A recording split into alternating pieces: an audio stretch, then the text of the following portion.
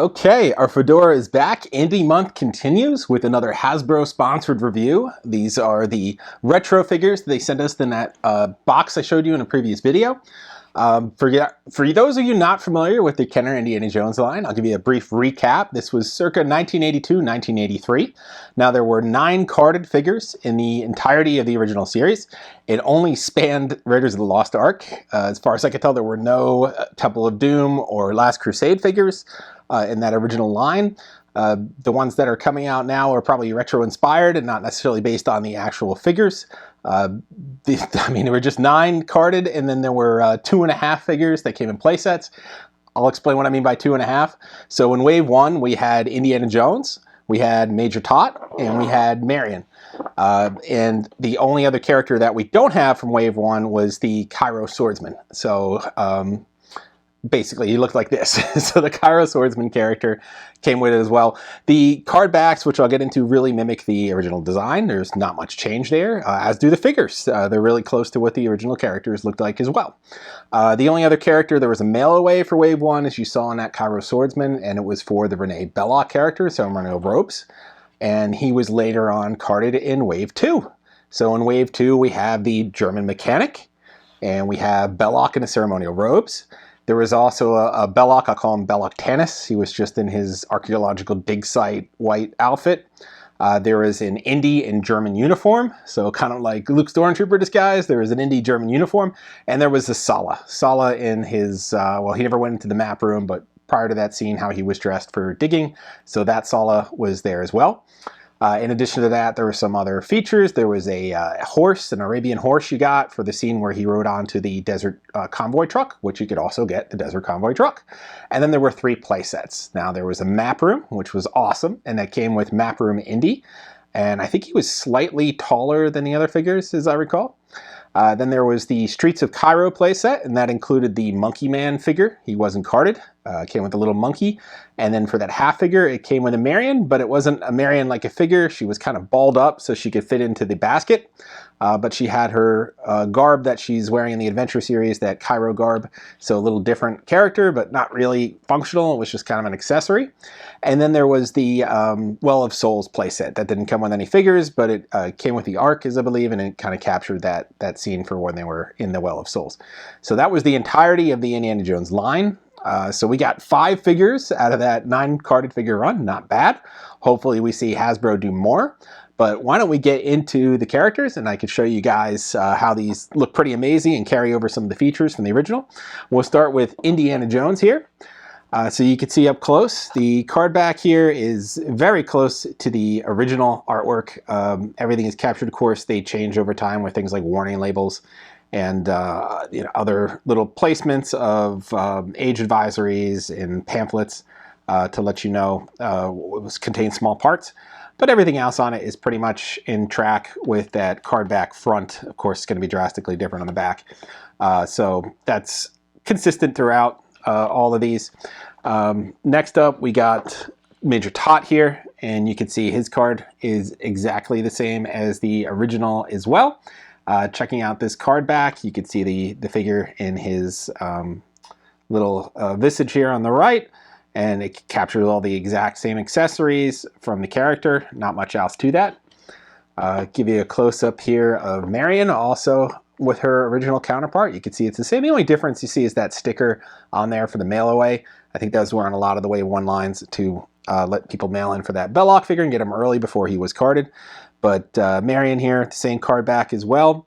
Nothing overly special on that. Mimics the exact same look, and this is the scene from when she was in the Well of Souls on there. So moving on to Wave 1, but Wave 2, we have our German Mechanic, and he features the same artwork as the original, a little different on the pill box, as you can see there, than the original, but otherwise totally the same naming, same everything, same accessories. So they kind of kept that consistent. And lastly, over to Bellock, who, as we've shown you, was originally a mail away, but he also got his own card back, and this looks the same as well. And you can see that he has all the same features here on the card back as the original. And they kept this consistent throughout, sort of doing a custom design on that back there of the wave. Not what the original was at all, because like I said, 2 of these guys were in a different wave, so it wouldn't have been how it looked like at all. I don't have any shots of the backs of the cards, so I can't show you those. But that is essentially what the cards look like. Why don't we crack into the figures and check them out. So we got to start with Indy. I mean, you can't not start with Indy. It's his title character. He's kind of everything in the series. Don't know what it would be without him, but I guess we'll find out, because I know there's a Disney Plus series planned for Indiana Jones without Harrison Ford attached to it, so kind of curious where they're going to go with that. They did a Young Indy series a while back. Harrison made an appearance on at least one episode, as I recall, the one where they had his history of going to school, and he encountered Al Capone and Elliot Ness. So here we go. We have our Indy figure, and he comes with a sort of like, I don't want to call it rope, but like twine whip here, where I can untangle it and he can do a little whipping action. And then he has his signature pistol from that great Cairo scene where he pulled it out. So this Indy has a functional holster here for the pistol to sit in. Sort of like you press it in. It reminds me a little bit of the Han Empire Strikes Back, or the Han Hoth, where you kind of press the blaster in and get it to stay. So it has that function. And then he has the quick draw abilities here. We'll test that really quick.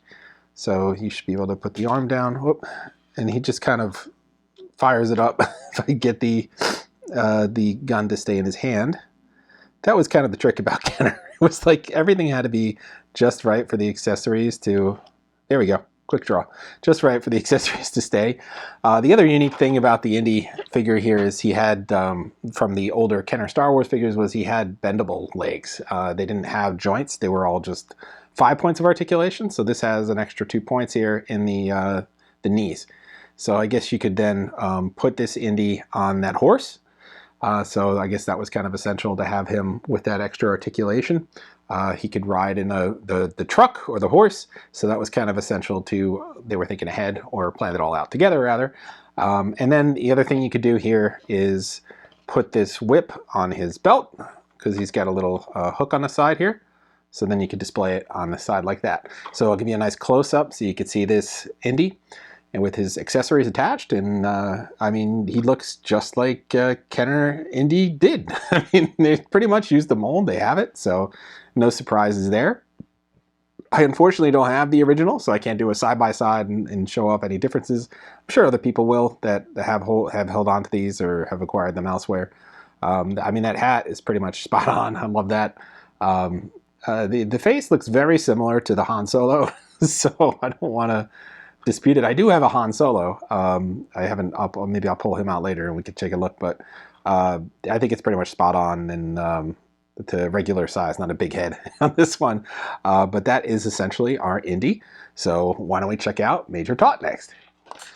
Moving down the line, we're cracking into our Major Tot, and I love how he gets a lot of representation in this line.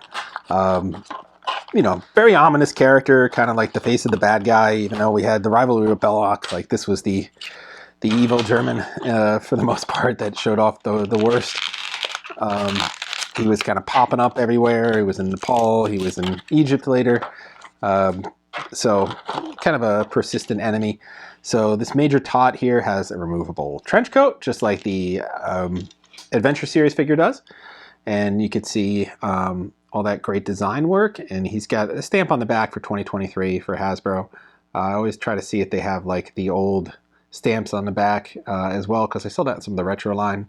I don't see that on him though, but I'll give you a close-up here of Major Tot, and you can see him. He even has that little gray space on the front for his pin. And like I said, you could pose him with or without the jacket. And on his hand, and I'll give you a close-up of this in a second too, you could see the burned flesh from when he touched the headpiece of the Staff of Ra. But in this instance, it's not colored or anything. So let me give you a close-up of that so you can see that there. For the burned, it's kind of hard to make out without the coloring, but you can see the disfiguration in the hand. So they kind of kept that in there. And true to Kenner, you have that like difficulty of holding the weapon. This one bent a little bit. Now the originals were probably made of a more sturdy plastic. These are a little bit more rubbery or flexible. than the originals, so they didn't use the same material. So it's got a little bend in it, probably just from how the package was in it, and I'm sure I could take that bend out fairly easy. So not too concerned about that. But other than that, great looking figure. Great to have him represented in the line again. Love that trench coat. It's just great how they keep that removable in both lines and kept it consistent. Let's check out Marion now. Marion, I think in the other video I had a issue with saying her name, and I think I said Ravenclaw instead of Ravenwood. It's just because I was watching Harry Potter the other day and it just stuck in my head. And every time I hear Raven now, it's just kind of like Pavlov's conditioning almost, where I just think of it immediately to go Ravenclaw. But Marion Ravenwood here. And we have her in her wedding, or not wedding dress, she wasn't getting married, but fancy dress that happens to be white. And again, I immediately think wedding dress.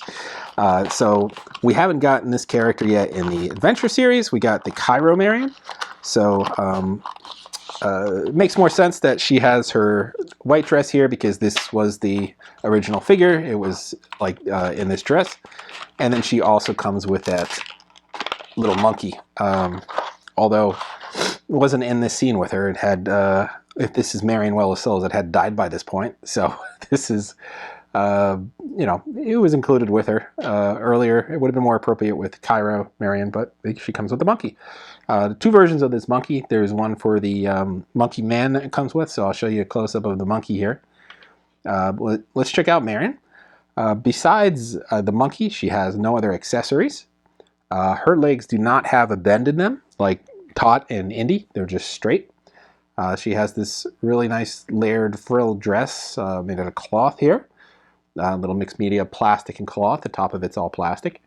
But she's just 5 POA. And she's got that great vintage style face where it's just kind of like featureless other than a little brown touch in her eyes. So checks all the boxes for vintage figures. So let me see how difficult. Oh no, she stands fairly easy on her own. So not too difficult there. I usually had problems sometimes with getting Kenner figures to balance, but this one seems to balance really well on her little heels. So that is the entirety of the original Wave 1. And this Wave 1 expands into the Wave 2 of the original series. So let's check out the German mechanic next. So he's looking really big and burly. I like it already. I hope they do this character in the Adventure series, just because he's such a fun character to have. I kind of will think he'd be fun just to have it, give a little bit more color to the range of characters there. But here he is in his topless look here, sporting his little wrench. And I'll give you guys a close-up here. So immediately they capture that big burly look that he has on the body, still keeping that 5 POA again. And, you know, not a whole lot of features on him. But, you know, didn't have a whole lot of features to begin with. He just had the pants. That's really his only accessory. And I think actually Indy had the wrench, not the mechanic. So he does feature this like whipping motion where his hand throws down. And that's basically it on the mechanic. Other than that, you know, he has the bendable legs like the other characters, so it's keeping consistent. And that's it. He has that function of the movable arm. And I think he's a fun addition to this line. And I'm glad they had him in the original because it just kind of gave some more bad guys to the line. There wasn't a whole lot of characters to begin with. But that is the German mechanic. Let's finish up by looking at Bellock. Last but not least, we have Bellock here. Now, as I mentioned, he was originally a mail away. And then in the second wave, he got his own card back. So ceremonial Bellock, very little screen time compared to the other Bellock, which they also had a figure of in that second wave. So you get a little variety of Bellock. This Bellock is kind of fun because he's again, he's a mixed medium here of cloth and plastic. Let's give you guys a close-up. You can see him here with sporting his little weird necklace with all the diamonds on it. He's got those bendable legs underneath, and he's got a little belt tying off his robe overlaid onto the standard Bellock garb is just pure white underneath. So that's a fun little way to layer the media here. And this is probably different. It's going to be a different head from his other one, which was without the turban on it. And then he's got that ram's head cane he's holding here. So just a little bit more building out the character, containing all his accessories there. So he's kind of a very complete vintage figure, a retro style figure. So nice that they had this design in there. Again, fun to include this, kind of builds it out. Really hoping now that we have these, we see the play sets or the other accessories to sort of build out this world and use him with an arc, if we get an arc. I know we don't have a melty face for Tot, but we could still play out that scene. So this is the whole wave here. This is, it's a good start. I'm very excited where they could go with this. I never got this as a kid. It was out before my time, so I would have loved to have had these as a kid. It's just a very fun, it's a very fun wave. It's a very fun set to be able to see these retro style. So excited to see where they go. I know that they're already planning, like Hasbro does with the Star Wars line, that they're conceptualizing figures that they never got to. So they're looking at Last Crusade, they're looking at Temple of Doom. So they're doing retro inspired figures. But it would be nice if we got at least the last 4 carded figures here, which were Cairo Swordsman, the standard Bellock, or Bellock Tunis, Salah, which is huge, you gotta get Salah in here, and then the Indian German soldier uniform, so that way we could finish at least the 2 carded waves. It'd be nice maybe if they just did a carded version of Indy Map Room and then the Monkey Man, so then we got all the figures that were out at the time. But playsets would be even better. With this scale, you would hope that they could do playsets and just recast those. Those playsets were awesome. Every playset Ken made, I just love. I think they're amazing. If you guys want to check out the videos I've done for Rebel Scum on retro Star Wars playsets, I would just go into a lot of detail and show you guys those. I love them. They're great. It's hard to beat that. They capture a lot of magic in those. So hopefully they could bring some of that magic back in this retro line for Indy. But this is the wave. There's more coming out. The next wave, I believe, is exclusive to Target, and that features a mixture of Last Crusade and Temple of Doom. Heavier on the Last Crusade end, and you can check out the other video we have from the Hasbro booth at Celebration London if you want to see what that wave looks like.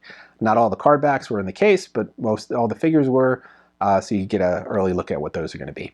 So that's all for now. This wave should be in stores now. I've seen it on Target.com. You could order it, so it should be just about everywhere. We'll have a code for you if you guys want to take a little discount on this wave from Entertainment Earth. You should be able to get 10% off in stock merchandise. So that'll be on the video here if you guys want to check these out. Grab them for a little bit cheaper.